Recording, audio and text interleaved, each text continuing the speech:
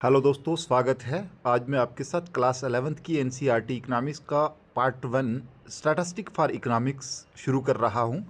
ये chapter number 1 है, introduction. इस चैप्टर को पढ़ने के बाद हम ये जान सकेंगे कि इकोनॉमिक्स का सब्जेक्ट क्या है, इकोनॉमिक्स किस बारे में हमें सिखाती है, इकोनॉमिक्स का सब्जेक्ट किस बारे में है। और पॉइंट नंबर 2, हम ये जान सकेंगे, ये अंडरस्टैंड कर सकेंगे कि व्हाट इज़ द लिंक यार what is the linkage between economics and economics activity. Economics activity क्या है? कंजप्शन, प्रोडक्शन और डिस्ट्रीब्यूशंस। पॉइंट नंबर 3, यानी स्टैटिस्टिक की मदद से हम कैसे कंजप्शन, प्रोडक्शन और डिस्ट्रीब्यूशन को समझ सकते हैं। फाइनली, कैसे स्टैटिस्टिक्स से हम इकोनॉमिक्स एक्टिविटी के पैटर्न और डेटे को समझ सकते हैं। ओके, स्टार्ट करते हैं। वाई इकोनॉमिक्स, यानी इकोनॉमिक्स पढ़ना क्यों ज़रूरी है, इकोनॉमिक्स हमें क्या सिखाती है, इकोनॉमिक्स के क्या क्या फ़ायदे हैं, इकोनॉमिक्स का हमारी डेली लाइफ में क्या यूज़ है, वगैरह वगैरह हम इस टॉपिक को पढ़ने के बाद जान सकेंगे। आपने शायद पिछली क्लासेस में इकोनॉमिक्स के सब्जेक्ट को पढ़ा होगा और आपको बताया हो गया होगा कि इकोनॉमिक्स का जो सब्जेक्ट है, ये अल्फ्रेड मार्शल, जो कि मॉडर्न इकोनॉमिक्स के फाउंडर में से एक हैं, इनकी एक डेफिनेशन के ऊपर बेस्ड है, the study of man in the ordinary business of life. So चलिए अंडरस्टैंड करते हैं what is the meaning of the study of man in the ordinary business of life. So understand करते हैं कि ordinary business of life का क्या मतलब है। जब आप कोई चीज़ बाई करते हैं, आप किसी शॉप पे जाते हैं, किसी मार्ट में जाते हैं, किसी शोरूम में जाते हैं, अपनी ज़रूरत के मुताबिक, अपनी वांट को सेटिस्फाई करने के लिए, अपनी किसी पर्सनल नीड के लिए, आप अपने लिए या अपने किसी फैमिली मेम्बर या आप किसी अपने दोस्त के लिए या किसी अनदर पर्सन के लिए कोई गिफ्ट खरीदते हैं, कोई भी चीज़ परचेज़ करते हैं, बाई करते हैं, तो इस केस में आप क्या हैं? आप एक कंज्यूमर हैं, ठीक है। और जब जो आपको बेच रहा है, उस शॉप का ऑनर, शोरूम का ऑनर या उस मार्ट का ऑनर, जो भी आपको वो चीज़ें सेल कर रहा है, बेच रहा है, वो क्या है? वो एक सेलर है। सिमिलरली, जब आप किसी चीज़ को प्रोड्यूस करते हैं, चाहे वो एग्रीकल्चरल एक्टिविटी, कोई फार्म रिलेटेड एक्टिविटीज़ हो, कोई फार्म रिलेटेड कोई चीज़ आप प्रोड्यूस कर रहे हो, या कोई मैन्युफैक्चरिंग कंपनी के थ्रू प्रोड्यूस होती हो, या आप कोई सर्विस प्रोवाइडर हैं, जैसे कि आप एक डॉक्टर हैं और मेडिकल सर्विस प्रोवाइड कर रहे हैं, या आप पोर्टर हैं, या आप टैक्सी ड्राइवर हैं और आप पैसेंजर को एक जगह से, एक शहर से दूसरे शहर तक ले जा रहे हैं, या आप ट्रांसपोर्टर ऑफ गुड्स हैं, यानी चीज़ों को एक जगह से दूसरी जगह ट्रांसपोर्ट करा रहे हैं, तो इन सारे केसेस में आप क्या हैं? एक प्रोड्यूसर हैं। और जब आप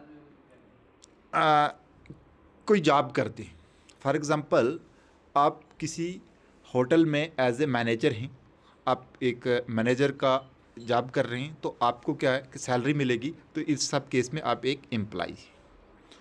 और जिस शख्स ने आपको एम्प्लॉय कर रखा है, फॉर एग्ज़ाम्पल उसी होटल का ऑनर जो है, जिसने आपको एम्प्लॉय, उसने और भी लोगों को एम्प्लॉय कर रखा है, तो वो क्या है? वो एम्प्लॉयर है, यानी वो लोगों को एम्प्लॉय कर रहा है।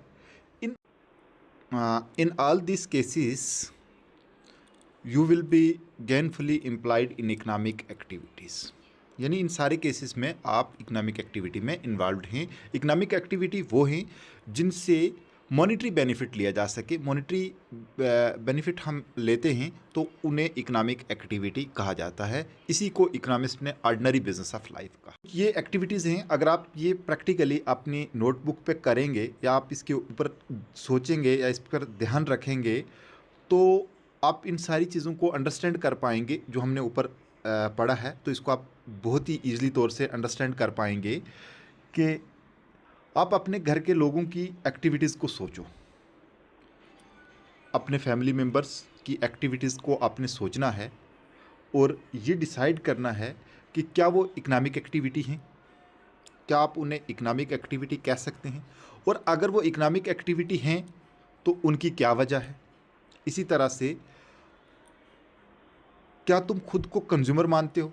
Do you consider yourself a consumer? क्या तुम्हें लगता है कि तुम कंज्यूमर हो? और अगर हो तो क्यों और कैसे हो? फॉर एग्ज़ाम्पल, मैंने आपको एक एग्ज़ाम्पल दी थी ऊपर, जब हमने कंज्यूमर को पढ़ा था, तब मैंने आपको बताया था कि अगर आप एक पेन को बाई करते हैं तो you are also a consumer, even if अगर आप 1 रुपए की चीज़ भी बाय करते हैं तो इस केस में भी आप कंज्यूमर हैं। We cannot get something for nothing, यानी बिना कुछ खोए हम कुछ पा नहीं सकते, या कुछ खोने के लिए, कुछ पाने के लिए कुछ खोना ज़रूरी है, क्योंकि हम अलाउद्दीन तो है नहीं है। अलाउद्दीन एक बहुत ही लकी गाय था, और उसके मैजिक लैंप के बारे में आपने शायद सुना होगा कि अलाउद्दीन को जब भी किसी चीज़ की ज़रूरत होती थी और जहाँ भी जो चीज़ वो विश करता था तो वो अपने मैजिक लैंप को रगड़ता था, रब करता था, तो एक जिन जो है वो अपीयर हो जाता था, और वो उसके सामने जो भी विश करता था वो इमीडिएटली उसके लिए फुलफ़िल करता था। यानी जब उसने जिन को बोला कि उसे एक महल चाहिए तो उसने उसी वक्त उसको बना के दिया। फिर इसी तरह से जब उसने जिन को बोला कि उसे एक एक्सपेंसिव गिफ्ट चाहिए ताकि वो बादशाह की बेटी का हाथ मांग सके, तो जिन ने उसे आँख झपकने से जल्दी, झपकने के टाइम से भी जल्दी उसको वो गिफ्ट ला के दी। सो रियल लाइफ में ऐसा नहीं होता, हम इतने लकी नहीं हैं अलाउद्दीन जैसे। तो हम क्या करते हैं कि हमारी वांट्स जो है ना रियल लाइफ में वो अनलिमिटेड होती हैं, यानी हमें बहुत सारी चीज़ों की ज़रूरत है। अनलिमिटेड वांट्स का मतलब हो गया हमें बहुत सारी चीज़ों की ज़रूरत होती है एट अ टाइम, लेकिन हमारे पास इतने रिसोर्सेज नहीं होते, हमारे पास इतने पैसे नहीं होते, इतने रिसोर्सेज नहीं होते कि हम सारी की सारी चीज़ों को एट अ टाइम पूरी कर सकें। तो ऐसे केस में हम क्या करते हैं कि जो चीज़ मोस्ट इंपॉर्टेंट होती है, जिसकी सबसे ज़्यादा हमें ज़रूरत होती है, मोस्ट इंपॉर्टेंट चीज़ को सबसे पहले हम करते हैं, और फिर उसके बाद जिन चीज़ों की कम ज़रूरत होती है उन्हें उसके बाद इस तरह से अरेंज करते हैं। तो यही इकोनॉमिक्स है। यहाँ एक एग्जांपल दी गई है। फॉर एग्जांपल, अगर आपको जो पॉकेट मनी मिलता है ना घर से, पॉकेट मनी, ठीक है, वो स्पेंड करने के लिए, तो ज़रूरी नहीं है कि आपको इतने पैसे मिल जाएं कि आप हर चीज़ जो है जो आप चाहते हैं उसको परचेस कर पाएँ। ऐसा नहीं है, क्योंकि आपका जो पॉकेट मनी है वो लिमिटेड है और आपकी चॉइस भी बहुत अनलिमिटेड हैं। फॉर एग्जांपल, अगर कोई स्टूडेंट स्कूल आ रहा है मेटाडोर से, तो वो चाहता है कि मेरे लिए बाइक हो, मेरे लिए स्कूटी हो, एट्सेट्रा।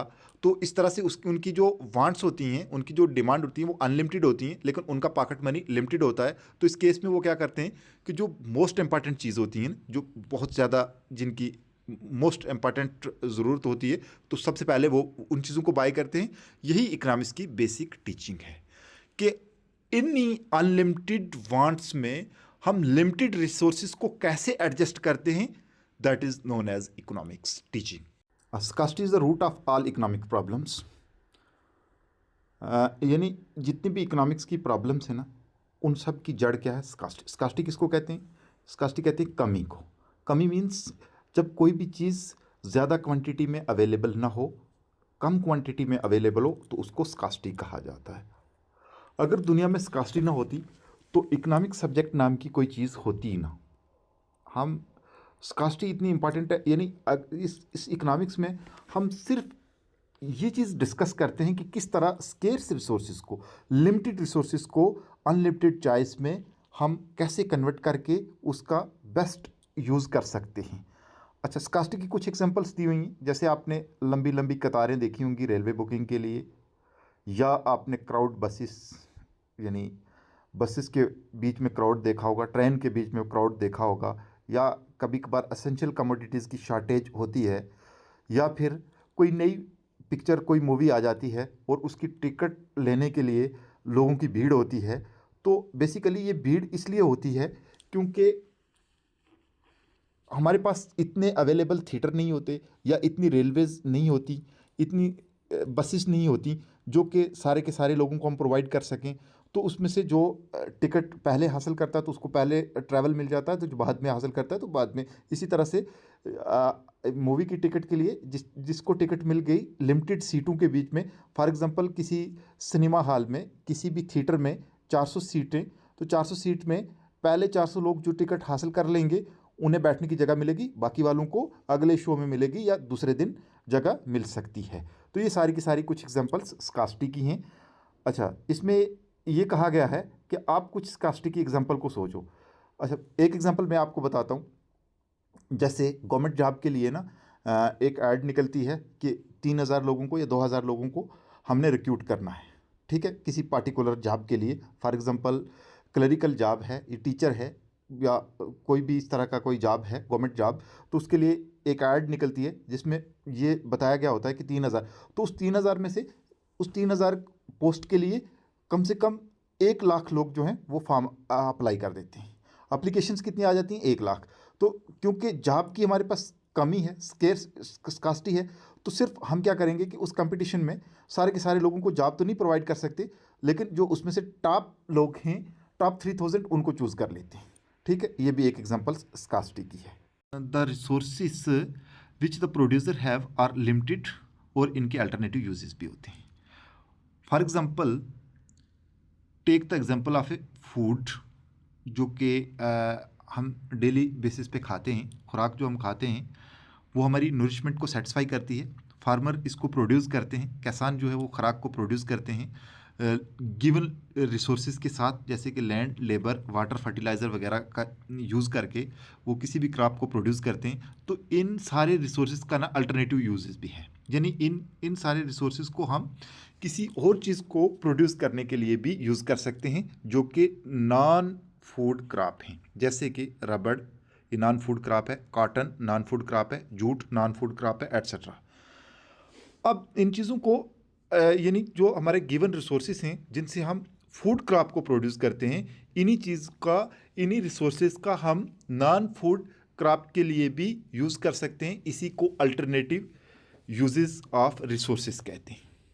ऐसे में हमें चूज़ करना पड़ता है कि इन रिसोर्सेज का किस चीज़ के लिए यूज़ किया जाए।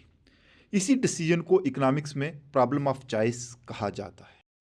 अच्छा, आपने ये कुछ एक्टिविटीज़ करनी है, ये बहुत ही ज़रूरी है आपके लिए। ये एक्टिविटी अगर आप करते रहेंगे तो साथ साथ में अगर आप इनको करते रहेंगे तो जो हम पढ़ते जा रहे हैं ना, ये आपके लिए, आप इसको बड़े अच्छे से अंडरस्टैंड कर पाएंगे। आपने अपनी ज़रूरतों को आइडेंटिफाई करना है कि आपकी क्या क्या नीड्स हैं, क्या क्या चीज़ें हैं, उनमें से कितनी जो आपकी नीड्स हैं वो फुलफ़िल हो रही हैं और कितनी जो हैं वो अधूरी हैं। और क्यों, और उनकी क्या वजह है, वो अधूरी क्यों हैं, क्या आपके पास रिसोर्सेज लिमिटेड हैं या क्या चीज़ हैं, ये आपने आइडेंटिफाई करना है। एक्टिविटी नंबर 2 में आपने क्या करना है कि आपको रोज़मर्रा की ज़िंदगी में किन किन चीज़ों की कमी महसूस हो रही है और उसकी क्या वजह है, उसके काजेज़ क्या हैं, वो आपने एक्टिविटी नंबर 2 में आइडेंटिफाई करके रखना है।